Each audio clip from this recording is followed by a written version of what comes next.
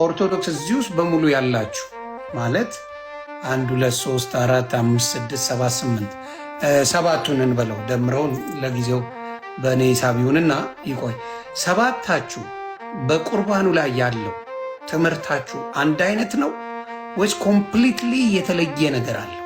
ምክንያቱም እኔ የነበርኩበት ወይም ደግሞ እስካሁን እንትን የምልበት ቤት የተለያየ አይነት ነገር ስላለው አሁን እዚህ ጋር ያላችሁ ሰባታችሁ ሜን ሪከርድ አድርጉልኝ። ሰባታችሁም የኦርቶዶክስ ወንድሞች እዚህ ያላችሁት ስለ ቁርባን ቤተ ክርስቲያን የምታስተምረው ትምህርት አንድ አይነት ትምህርት ነው ወይስ የተለያየ ትምህርት ነው? ይሄን አንዳችሁ ወይም ሁላችሁም ብትመልሱልኝ ደስ ይለኛል። መጀመሪያ ወደ ሌላው ከመሄዳችን በፊት ለምን እዚህ ጋር ሉተራውያን የሚያስተምሩ ሌላ ነው፣ ፔኔኮስታሉ ሌላ ነው፣ ሌላው ሌላ ስለሆነ የኦርቶዶክሱንም ፕሊስ እዚሁ እናንተ ባላችሁበት እንድትነግሩን ስለምንፈልግ ነው። ሌሎቹም እንዲያውቁት።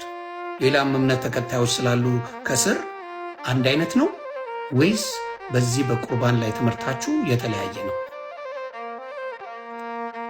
እኔ ልጀምር በቃ በአጭሩ። ለምሳሌ እኔ አሜሪካ ሀገር ነው ያለሁት። ደብረ ታቦር እግዚአብሔር የሚባል ቤተክርስቲያን አገለግላለሁ። ኪዳነ ምሕረት አገለግላለሁ። ቅዱስ ሚካኤል አገለግላለሁ። ብዙ ደብራት አገለግላለሁ። በየሁሉ ቦታ ሄጄ የጌታን ስጋና ደም እውነተኛ ነው፣ እውነተኛ መጠጥ ነው፣ እውነተኛ ስጋ ነው እያልኩኝ እበላለሁ፣ እጠጣለሁ። ስለዚህ አንድ አይነት ትምህርት ነው ያለን ብዬ አምናለሁ። ሌሎቹ ደግሞ የራሳቸውን ይመስክሩ።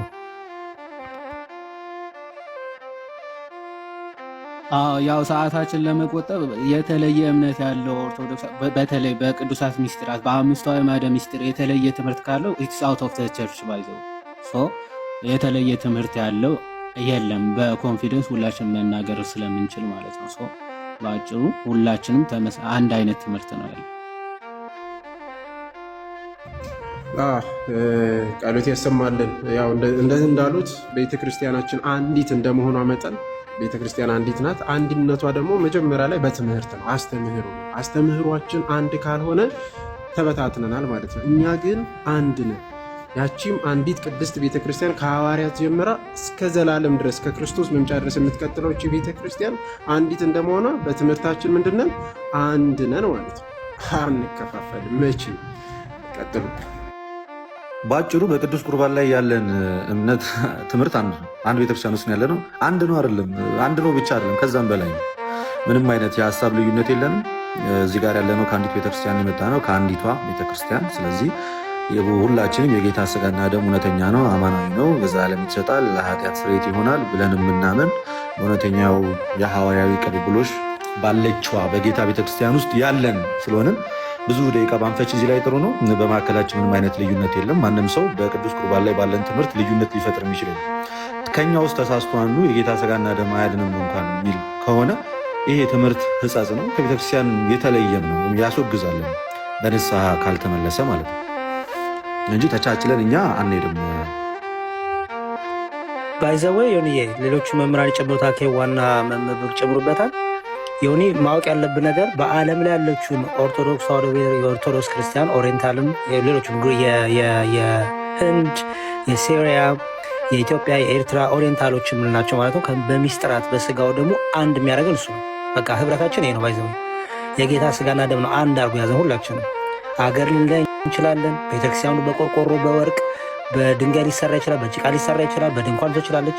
የሚሰዋ የጌታ ስጋና ደም ግን ሁላችንም አንድ አድርጎ ከአንድ ማዕድ ከአንዱ ስጋ ከአንዱ ደም እንጠጣለን፣ እንበላለን። በዛ ህብረታችን አንድነታችን የሚገለጸው ራሱ በዚህ ነው፣ አንድ መሆናችን። ጊዜ ይስጥልኝ። ጌታ በሰጠው እውነተኛ ትምህርት ላይ በአንድ አለት ላይ የተመሰረትን ከአንዱ መንፈስ ደግሞ የጠጣን የግል መረዳትና የራሳችን የሆነ ትምህርት የሌለን ሁልጊዜም ቢሆን ከእኛ ሳይሆን ከእውነተኛው ምንጭ የምንናገር አይደለም። እዚህ ያለነው እኛ ከኛ ወደኋላ ትሬስ ባክ ቢደረግ ክርስቶስ ካስተማረው ሐዋርያት ከሰበኩት አባቶቻችን ሊቃውንተ ቤተክርስቲያን ከሞገቱት ከዚህ አትለፉ ከዚህ አትትረፉ ብለው ከገለጡት እምነት የተለየ እምነትም ትምህርትም የለንም። የአንድነታችን ምስጢር መዋደዳችን አይደለም፣ መፋቀራችን አይደለም፣ አንድ ዜግነት መያዛችን አይደለም። ሌሎች ጉዳዮች ሳይሆኑ የተመሰረትንበት አለት አንዱ አለት ክርስቶስ ነው። አንዱ አለት ቤተክርስቲያኔን እሰራታለሁ ብሎ ክርስቶስ በመሰረተው በእውነት ትምህርት ላይ መታነጻችን ነው። የምንናገርበት መንገድ የተለያየ፣ የምንናገርበት ቋንቋ የተለያየ ቢሆንም የምንናገረው ትምህርት ግን አንድ ነው። ለምን ከተባለ ሁላችንም የጠጣንበት ምንጭ አንድ ምንጭ ስለሆነ ሐዋርያው ቅዱስ ጳውሎስ እንደሚናገር እንዘ ብዙኃንነ አሐዱ ሥጋ፣ ብዙዎች ስንሆን አለ አንድ ሥጋ ነን። የተለያየ ቋንቋ ልንናገር እንችላለን፣ የተለያየ መልክ ሊኖረን ይችላል። ግን የጠጣነው ከአንዱ ከእውነተኛ መንፈስ ከአንዱ ከእውነተኛ ትምህርት ስለሆነ አንድ ነን ለማለት ነው።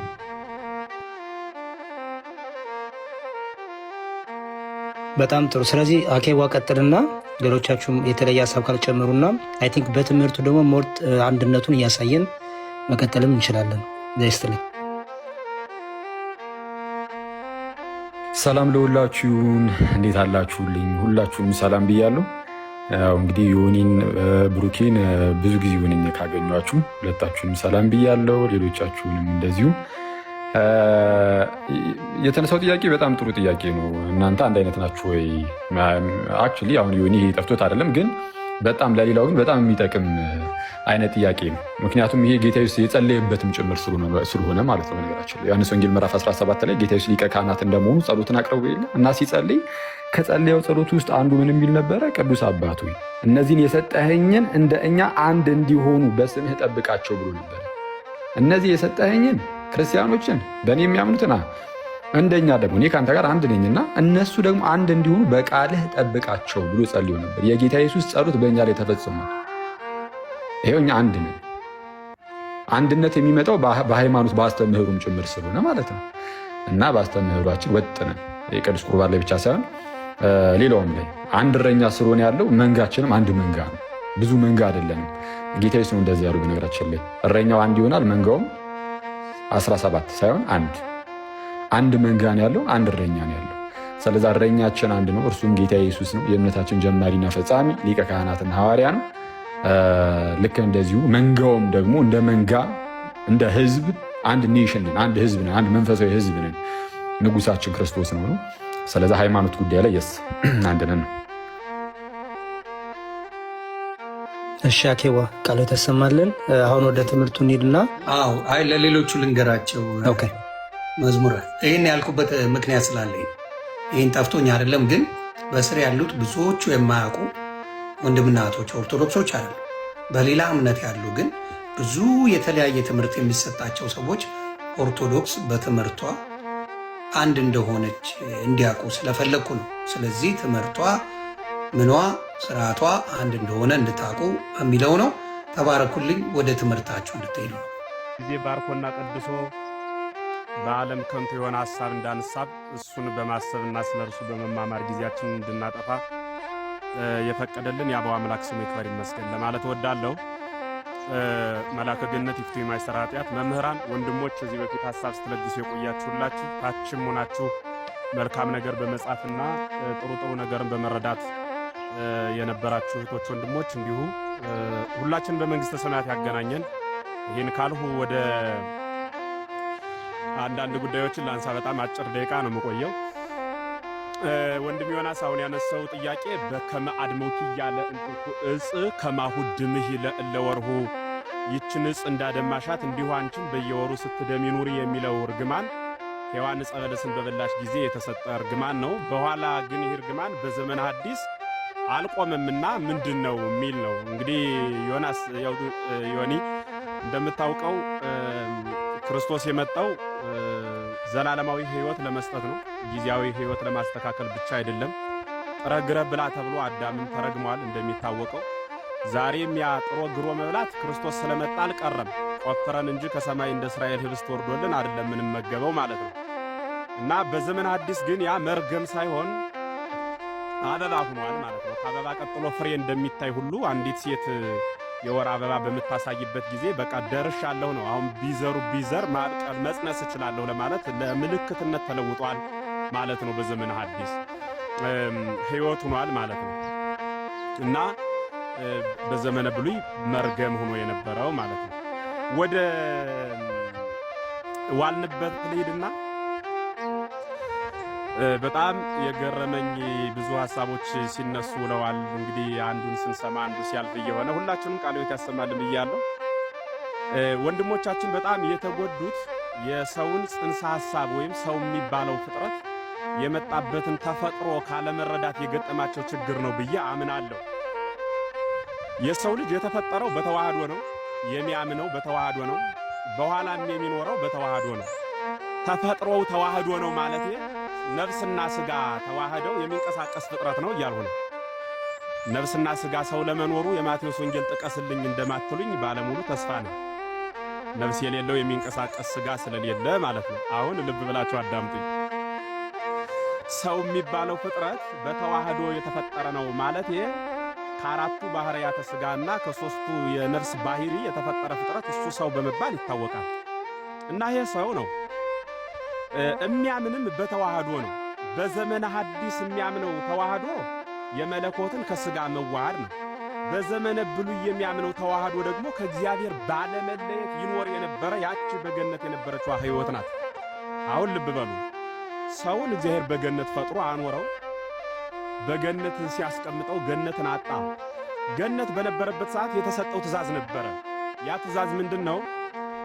ኦሪት ዘፍጥረት ምዕራፍ 2 ቁጥር 17 ላይ ስታነቡት በገነት ያለውን እንጨት ሁሉ ብላ ብሎ ፈቃድ ሰጥቶታል። ነገር ግን አንዲት ዕፅ እንዳትበላ ብሎ ደግሞ ከልክሎታል። አንዲት ዕፅ ደግሞ ብላም አትበላም አላለውም። ያቺ ዕፀ ሕይወት ናት። የዋልንበት ትምህርት እዚህ ላይ ነው። ዋናው መቆሚያው ይሄ ነው።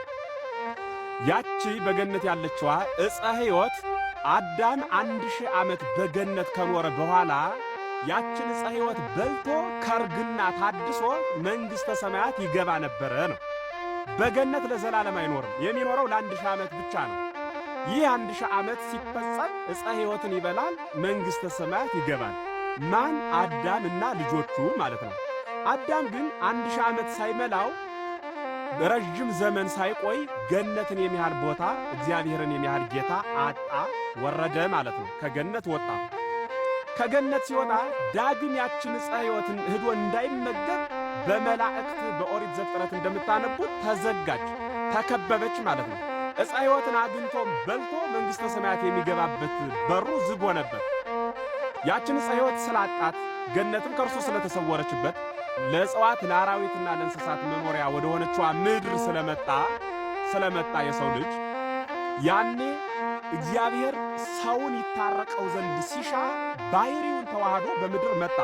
በምድር ሲመጣ ቅዱስ ኤፍሬም ዘሐሙስ ውዳሴ ማርያም ትርጓሜ ሲነግረን ዳግመ ከፈለነ ንብላ እምፀ ሕይወት ይላል። ዳግመኛ ከዕፀ ሕይወት እንበላ ዘንድ እድል ሰጠን አለ።